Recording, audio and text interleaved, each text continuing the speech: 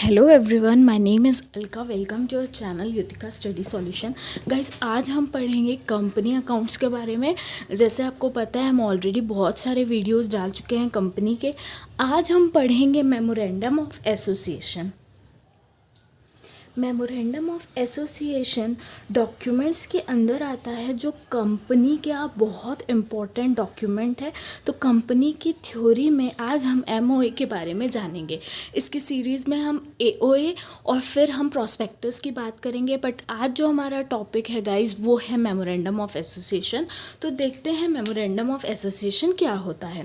The principal document of the company without which it cannot be registered is MOA.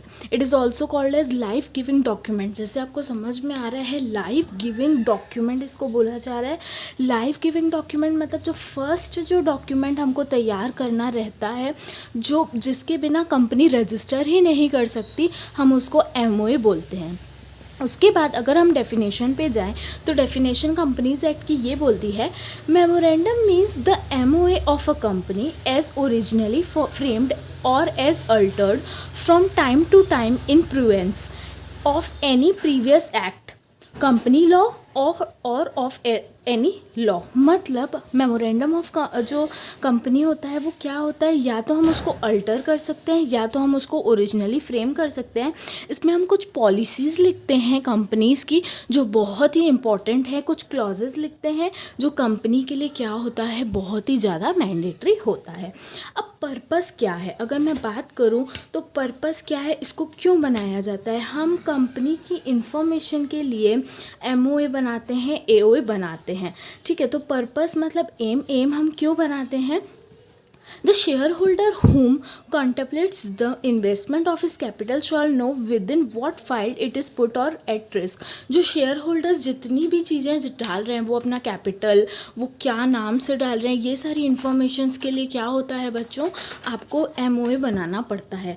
अब MOA में जो सबसे important जो question आता है एग्ज़ाम में, वो आता है आपका क्लॉजेज, जो हम पढ़ेंगे डिटेल में इस वीडियो में। अगर आप बहुत ही इम्पॉर्टेंट टॉपिक खोज रहे हैं कंपनी का, तो ये वीडियो आपके लिए बहुत यूज़फुल है। कंपनी में क्लॉजेस ऑफ एमओए बहुत ही इम्पॉर्टेंट क्वेश्चन है। कितने क्लॉजेस होते हैं, टोटल मिला के 6 क्लॉजेस होते हैं बच्चों। फर्स्ट क्लॉज होता है आपका नेम क्लॉज, सेकंड होता है रजिस्टर्ड क्लॉज, थर्ड होता है आपका ऑब्जेक्ट क्लॉज, फोर्थ होता है लाइबिलिटी क्लॉज और फिफ्थ होता है आपका कैपिटल, सिक्स्थ होता है आपका सब्सक्रिप्शन। तो आइए हम देखते हैं ये सारे क्लॉजेस क्या होते हैं। आइए जानते हैं इनको डिटेल में। फर्स्ट मैंने जैसे कि आपको बताया क्लॉज है, सबसे पहला क्लॉज है नेम क्लॉज।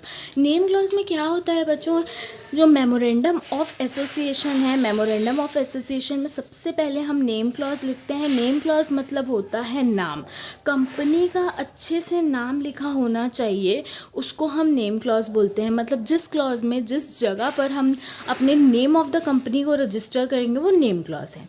नेक्स्ट है guys registered clause. Registered office clause मतलब होता है कहाँ पे आपकी कंपनी सिचुएट रहेगी। मतलब यहाँ पे डायरेक्टली हम बात कर रहे हैं गाइस एड्रेस के बारे में। तो एड्रेस विथ एकदम ब्रांच ऑफिस कहाँ रहेगी आपकी, क्या बोलते हैं, रजिस्टर्ड जो मेन हेड ऑफिस है वो कहाँ रहेगी, ये सब हम लिखेंगे।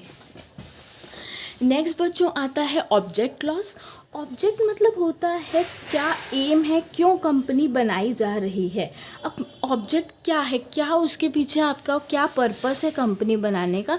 तो इसमें कुछ रिस्ट्रिक्शंस दी हुई हैं जो आपको फॉलो करनी पड़ती है कि ऑब्जेक्ट एकदम पॉलिसी के जो कॉन्स्टिट्यूशन हमारा बना हुआ है, ठीक है, उसके अगेंस्ट नहीं होना चाहिए, इलीगल नहीं होना चाहिए, और कंपनीज एक्ट जो है उसके अंदर हमारा ऑब्जेक्ट आना चाहिए। उसको क्या बोल सकते हैं, उसको पार नहीं कर सकते। मतलब जो लिमिट बनाई गई है वो ही हमको करना है।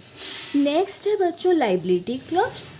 लाइबिलिटी क्लॉज मतलब होता है कितनी लाइबिलिटी है, कंपनी प्राइवेट कंपनी है, अगर प्राइवेट कंपनी है तो क्या वो लाइबिलिटी कंपनी है, लिमिटेड लाइबिलिटी कंपनी है, अनलिमिटेड लाइबिलिटी कंपनी है, हमको कितना पैसा किसको देना है, ये इस क्लॉज में आएगा।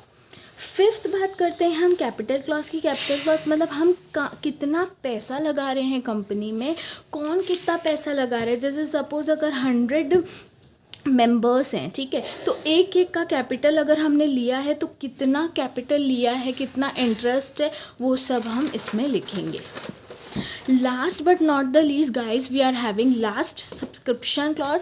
सब्सक्रिप्शन क्लॉज में क्या होता है बच्चों, हम क्या करते हैं ना, इसमें साइन लेते हैं, हर किसी की साइन लेते हैं कि जितने भी ये जो मेंबर्स हैं वो एग्री कर रहे हैं। जैसे देखिए लिखा है at least one share must be there for shareholder, then only there will be called as share holder.